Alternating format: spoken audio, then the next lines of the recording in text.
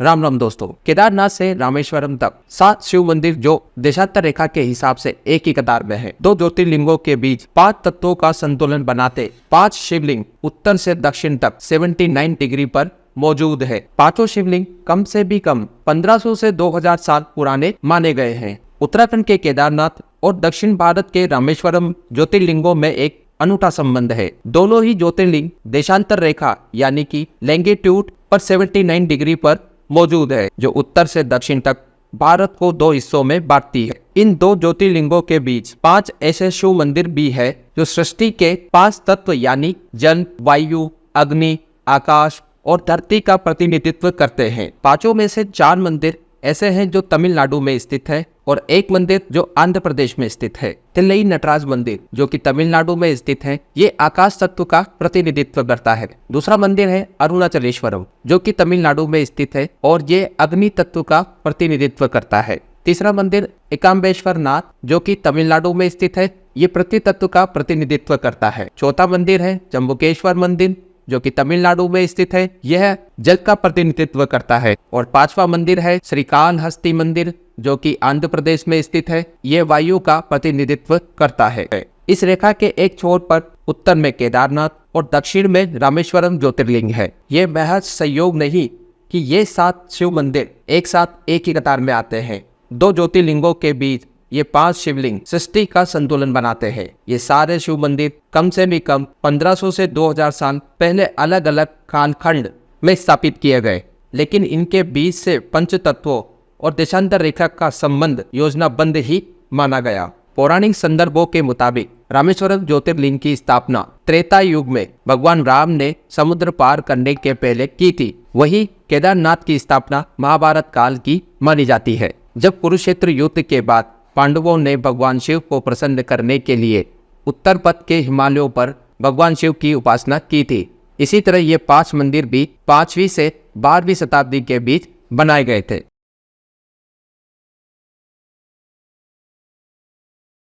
आज हम श्रीकालहस्ती मंदिर के बारे में जानेंगे। यह मंदिर आंध्र प्रदेश के चित्तूर में है। तिरुपति से 36 किलोमीटर दूर स्थित श्रीकालहस्ती मंदिर को पंच तत्वों में वायु का प्रतिनिधि माना जाता है। इसे राहु केतु क्षेत्र और दक्षिण कैलाशम नाम से भी जाना जाता है। 5वीं शताब्दी में स्थापित यह मंदिर विजयनगर साम्राज्य के प्रमुख मंदिरों में से एक है। इस मंदिर में राहु काल और राहु केतु से जुड़े अन्य दोषों की पूजा कराने के लिए लोग दूर दूर से आते हैं। दुनिया भर में राहु काल की शांति इसी मंदिर में होती है। मान्यता के अनुसार इस स्थान का नाम 3 पशुओं श्री यानी मकड़ी, काल यानी सर्प तथा हस्ती यानी हाथी के नाम पर किया गया है।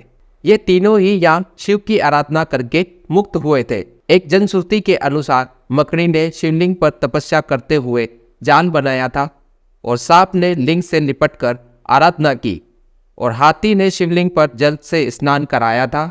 यहाँ पर इन तीनों पशुओं की मूर्तियां भी स्थापित है। श्रीकालहस्ती का उल्लेख स्कंद पुराण, शिव पुराण और लिंग पुराण जैसे प्राचीन ग्रंथों में भी मिलता है।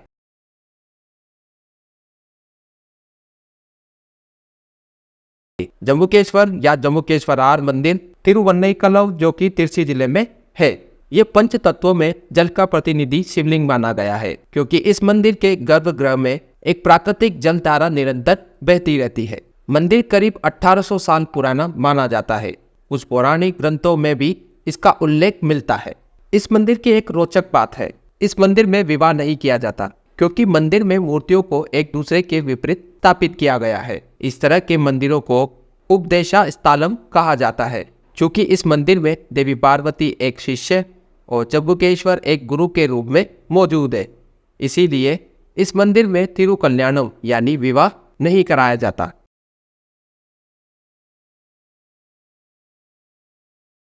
तमिलनाडु के कांचीपुरम स्थित एकाम्बेश्वर नाथ मंदिर के बारे में मान्यता है कि यहाँ देवी पार्वती ने क्रोधित भगवान शिव को प्रसन्न करने के लिए बालू रेत से शिवलिंग की स्थापना कर तप किया था।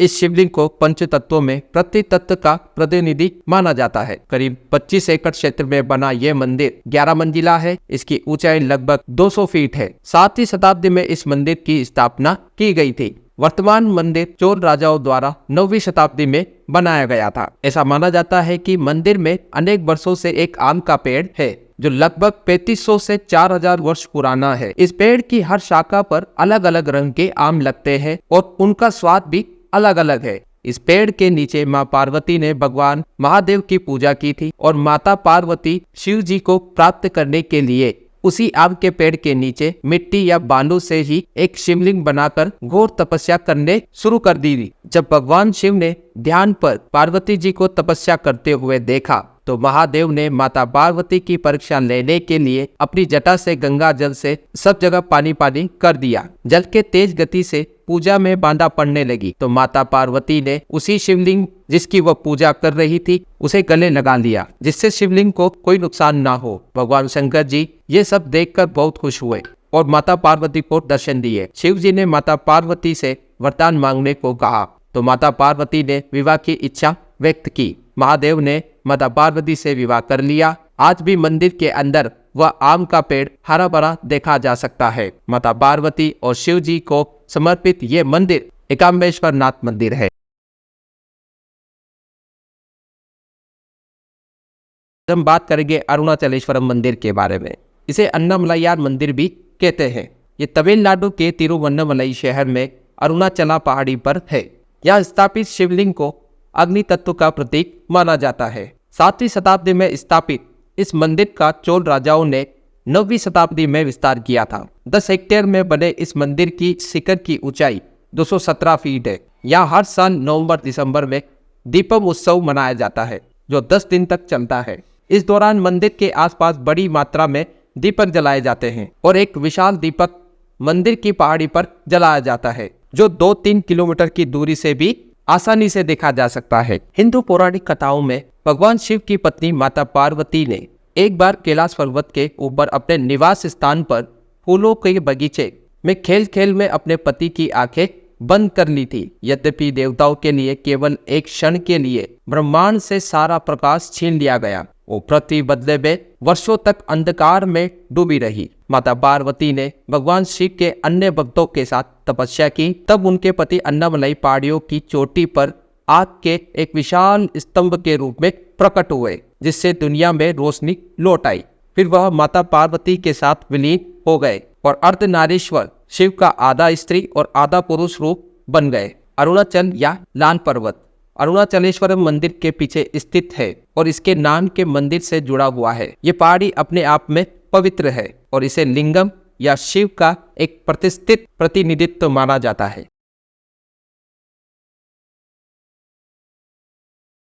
आज हम बात करेंगे तिलई नटराज मंदिर के बारे में। भगवान शिव के ही रूप नटराज का मंदिर तमिलनाडु के चिदम्बरम शहर में है। पहले इस जगह को तिलई के नाम से भी जाना जाता था, इसीलिए इस मंदिर को तिलई नटराज मंदिर भी कहा जाता है।